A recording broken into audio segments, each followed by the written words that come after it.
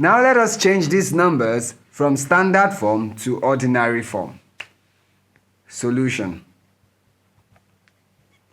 For A, we have 5.2 multiplied by 10 raised to the power of 4.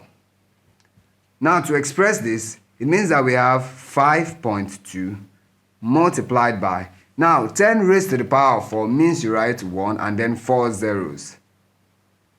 That is 10,000. So we have 5.2 multiplied by 10,000.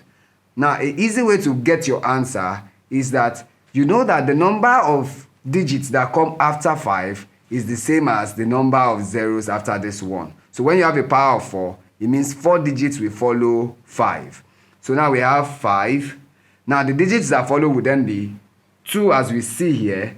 Now meaning we have 3 more spaces to fill since we have already filled 1. So the remaining 3 spaces we would fill with zeros.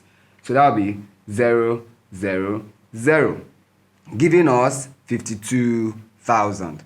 Once again, once you put down the 5, you know that the number of digits that follow 5 will be what you have here as the power. So since it is 4, it means we have 4 digits after 5. Now you begin to write by the digits after this decimal place. So since we have 2, the remaining 3 spaces will fill with zeros. And that's how we got 52,000.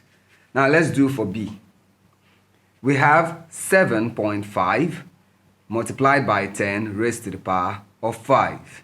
Now this would give us 7.5 times, now we write 1, and then the number of zeros that follow would be 5. So 1, 2, 3, 4, 5. So that is 100,000. And our answer here would be 7, followed by how many digits this time? 5 digits. So out of that 5, we have the number 5. So we are left with 4 more digits, which we will fill with zeros. So 0, and then 0, 0, 0, giving us 750,000. And this is how we express a number from standard form into the ordinary form. Thank you.